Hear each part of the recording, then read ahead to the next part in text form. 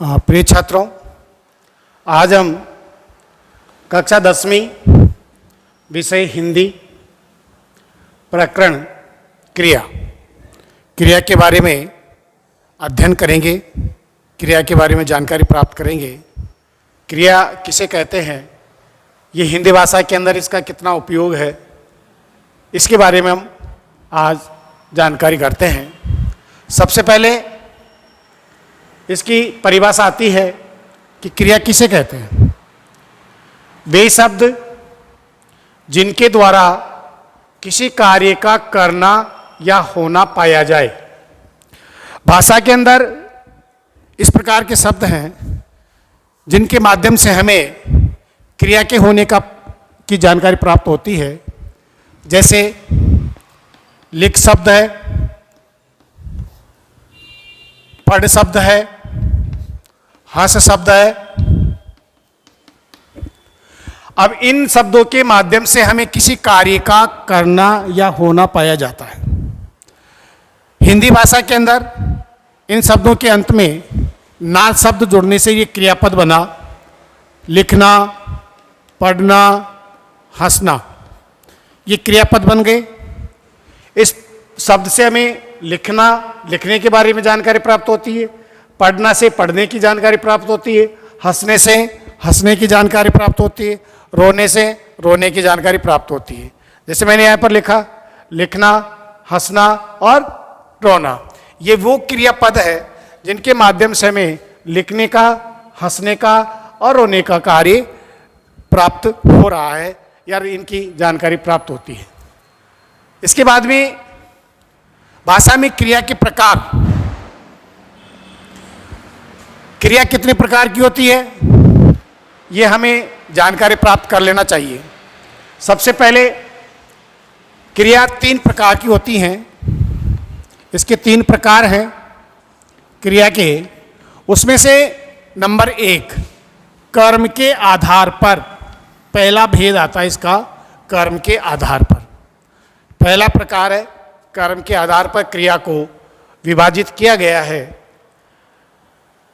कर्म के आधार पर भी क्रिया के 2 प्रकार हैं, 2 भेद हैं। नंबर 1 अकर्मक क्रिया। अकर्मक क्रिया किसे कहते हैं, क्या होती है ये अकर्मक क्रिया, भाषा में इसका प्रयोग कैसे करते हैं, कैसे इसकी हम जानकारी प्राप्त करते हैं, वाक्य में इसकी संरचना किस रूप में प्रयोग होती है, इसके बारे में हम जानकारी करते हैं कि कहते किसे हैं अकर्मक क्रिया। वे क्रियापद जिनके साथ वाक्य के अंदर कर्म प्रयुक्त नहीं होता है, क्योंकि वाक्य के अंदर कर्ता भी है, कर्म भी है, क्रिया भी है। लेकिन जहाँ अकर्मक क्रिया प्रयोग भी होती है उस वाक्य के अंदर कर्म साथ में प्रयुक्त नहीं होता, उस क्रिया को हम अकर्मक क्रिया कहते हैं। दूसरी बात, वाक्य के अंदर क्रिया का प्रभाव सीधा सीधा कर्ता पर पड़ता है। जो वाक्य का कर्ता है, कार्य को करने वाला है या क्रिया को करने वाला है, उस पर इसका सीधा सीधा प्रभाव पड़ता है, उसे हम कहते हैं अकर्मक क्रिया। जैसे कुत्ता भौंकता है या कुत्ता करता है, भौंकना ये क्रिया है। अब इसके अंदर कर्ता और क्रिया दे रखी है। कुत्ता भौंकता है, भौंकता है, क्या भौंकता है इसके बारे में हमें कोई जानकारी नहीं है, अर्थात क्रिया का कोई कर्म नहीं है। इस कारण यहाँ पर भौंकना जो क्रिया है ये अकर्मक क्रिया कहलाई, ये कहलाती है अकर्मक क्रिया। दूसरा वाक्य है कविता हंसती है या कविता करता है। हंसना यहाँ पर क्रिया है,